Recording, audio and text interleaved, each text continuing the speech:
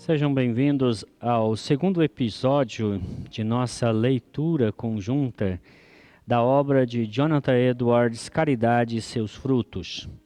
Nós mencionamos no primeiro episódio que Jonathan Edwards pregou 16 sermões baseados em 1 Coríntios 13 diante da sua comunidade.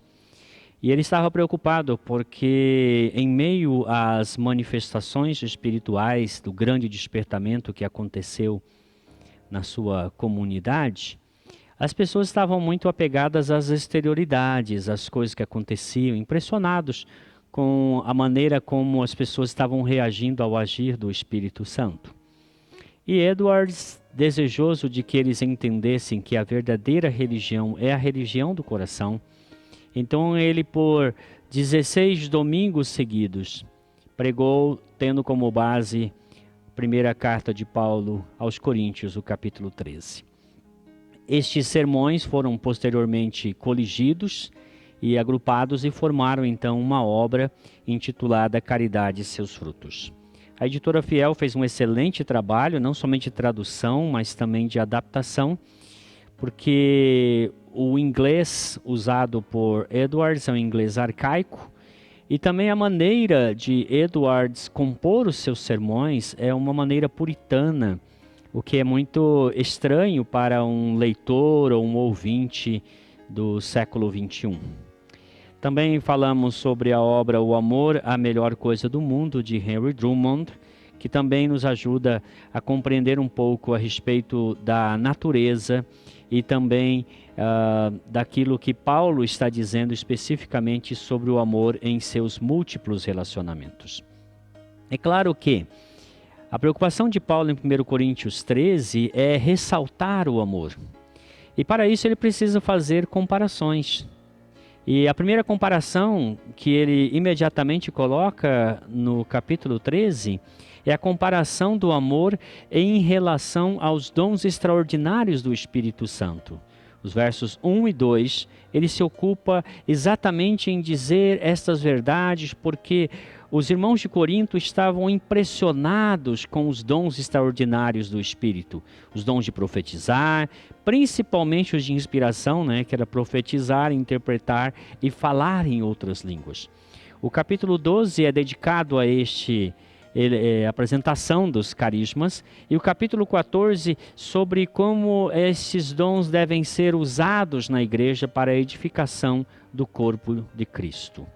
E é exatamente no meio desses dois capítulos que Paulo apresenta o amor como sendo a suma de todas as virtudes cristãs. Mais do que ter uma vida expressiva em termos de dons sobrenaturais do Espírito Santo, nós devemos nos preocupar em ter uma vida expressiva no que diz respeito às virtudes cristãs. E o amor é a suma de todas elas. Isto é o que Edwards defende na sua primeira preleção. A segunda preleção é dedicada exatamente a mostrar que o amor é superior aos dons extraordinários do Espírito Santo. E a terceira reflexão, Edwards dá atenção aos versículo 3, que diz assim: ainda que eu distribua todos os meus bens entre os pobres, e ainda que entregue o meu próprio corpo para ser queimado, se eu não tiver amor, isso de nada me adiantará. Ele se apresenta diante da sua comunidade e diz: tudo quanto os homens porventura façam, e tudo o que porventura sofram, nunca pode compensar a falta de sincero amor cristão no coração. O amor que ele está falando aqui é o amor dádiva de Deus por meio do Espírito Santo. Ele acha que é possível sim que nós possamos fazer grandes realizações em nome de Deus, para o reino de Deus, e ainda assim nós fazermos coisas que não são acompanhadas de amor. E é exatamente isso que ele está querendo estimular, ao dizer que aquele que não tem em seu coração um amor de Cristo, o amor de Deus, e expressa isso de maneira sincera, pode fazer grandes coisas, mas essas grandes coisas nunca terão a glória de Deus como finalidade. A pessoa poderá realizar muitas coisas, ganhar muitas almas para Cristo, por exemplo, executar um ministério impressionante, mas se as motivações não são as corretas, aquelas provenientes do amor de Deus, isto de nada se aproveitará. É em razão disso que devemos evitar de realizar ações externas ou mesmo nos vangloriar de tê-las realizados, ou até mesmo em nossos sofrimentos. Porque se não há amor nisso tudo, isso tudo efetivamente não glorificará a Deus. Será, na verdade, algo que poderá produzir em nós orgulho, ostentação ou algo dessa natureza. Mesmo as ações caridosas, se eu distribuo os meus bens aos pobres, essas ações caridosas, elas podem até beneficiar aquela pessoa que foi objeto da ação, mas se eu não faço isso movido pelo amor, o amor que o Espírito colocou em meu coração, esta ação terá o benefício para aquela pessoa, mas não redundará finalmente em honra e glória a Deus. Na quarta mensagem, o Jonathan Edwards vai para o versículo 4, a sua primeira parte, e discorre sobre essa característica do amor, dizendo: o amor é paciente. A palavra grega usada por Paulo é macrotimia. E macrotimia significa aquela capacidade de suportar as injúrias, as injustiças, as calúnias, tudo aquilo que de mal alguém possa fazer contra nós, de maneira que nós não reajamos com vingança, com desejo de retaliação, mas façamos aquilo que aprendemos de Jesus Cristo. Pois o apóstolo Paulo diz aos Efésios: perdoem, assim como Cristo também lhes perdoou. Quando nós exercitamos a longanimidade, nós imitamos a Deus, porque Deus é longânimo. E quando nós reconhecemos que nós somos objetos do perdão, da clemência, da longanimidade de Deus, nós entendemos que ser longânimo é um dever. Paulo diz isso escrevendo a Timóteo, por exemplo, no capítulo 1, versos 12 a 16, que o Senhor foi paciente com ele. E essa é a razão porque ele entende que ele também deve usar da mesma paciência para com todas as pessoas. Quando nós usamos de longanimidade, nós não somente imitamos a Deus, como também nos colocamos muito acima das injúrias e injustiças humanas. Pois ao perdoar, nós desenvolvemos um espírito excelente.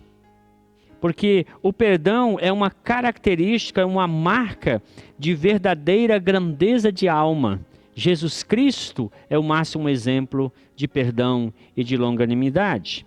Edward salienta que Estevão, por exemplo, é um exemplo de que ele, diante da sua própria execução, ele perdoa aquelas pessoas que se levantam contra ele e estão ali tirando-lhe a vida. Neste sentido, Estevão demonstra a grandeza de alma e nesse sentido também ele imita a Deus e a Cristo.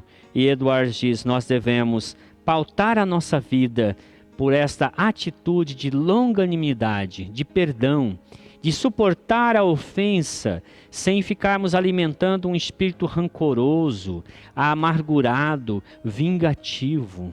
Pelo contrário, assim como Deus nos perdoou em Cristo, assim como nós temos recebido o seu perdão contínuo na medida em que confessamos os nossos pecados, nós também temos que ter essa atitude em relação a todos que nos causam males. Depois de ter discorrido sobre a questão da longanimidade, no sermão de número 5, Edward se ocupa em falar sobre a bondade. E ele diz assim: o amor cristão genuíno nos disporá espontaneamente a fazer o bem aos outros. Neste sermão, ele usa um método escolástico para fazer a sua exposição. A gente pode perceber que ele depende grandemente de Tomás de Aquino na argumentação a respeito desse aspecto do amor divino. Quando ele fala sobre isso, a preocupação dele é o âmbito prático da vida cristã. Pois, segundo ele, a prática do bem é um dever cristão. O cristão, por ser um seguidor de Jesus Cristo, deve buscar meios para fazer o bem às almas dos outros. O maior bem que nós podemos fazer às outras pessoas é anunciar o evangelho da salvação. Mas também nós podemos abençoá-los com coisas externas, porque Jesus diz que quando o rei voltar, ele dirá aos que estão à sua direita: eu tive fome, vocês me deram de comer. Eu tive sede, vocês me deram de beber. Eu era forasteiro, vocês me hospedaram. Eu estava nu, vocês me vestiram. Eu estava enfermo, vocês foram me visitar. Eu estava preso, vocês foram me ver. São esses os tipos de ações que todo cristão é chamado a fazer como manifestação do amor de Deus em seu coração. Quando Pedro vai falar sobre Jesus, ele apresenta a síntese da vida de Jesus dizendo: e ele andou por todos os lugares fazendo o bem. Jesus fazia o bem e nos chama a fazer a mesma coisa. Quanto ao bem que deve ser feito, Edwards diz que este bem deve ser feito tanto a bons quanto a maus, porque o Pai Celestial faz o seu sol nascer sobre maus e bons, e vir chuva sobre justos e injustos. Também o bem deve ser feito tanto aos amigos como também aos inimigos, porque o próprio Jesus disse: amai os vossos inimigos e orai pelos que vos perseguem. O bem deve ser feito tanto aos gratos como também aos ingratos, pois Jesus diz a respeito do Pai Celestial que ele é benigno até para com os ingratos e maus.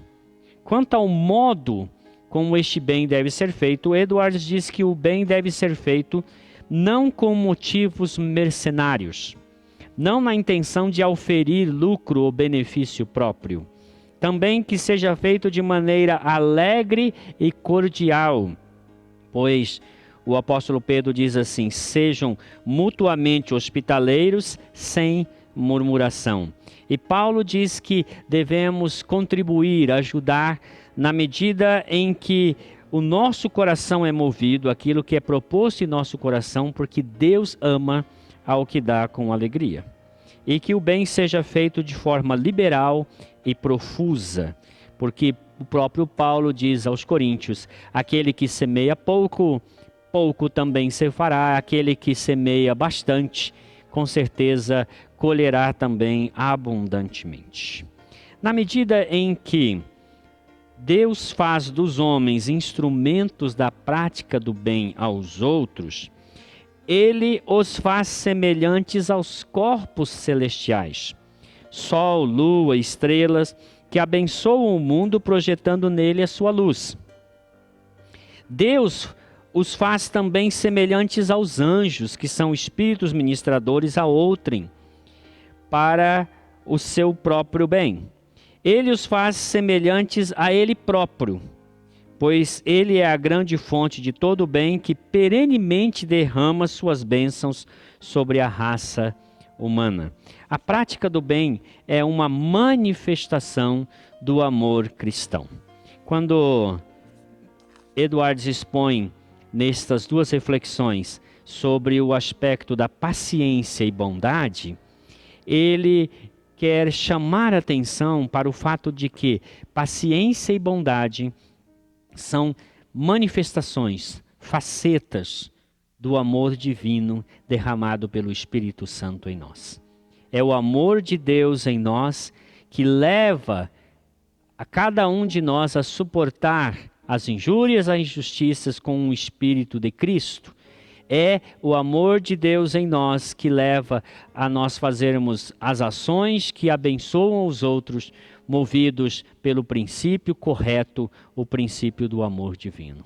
Que Deus assim ilumine a sua vida e te ajude a expressar o amor de Deus já presente em seu coração, derramado pelo Espírito Santo. Em nome de Jesus. Amém.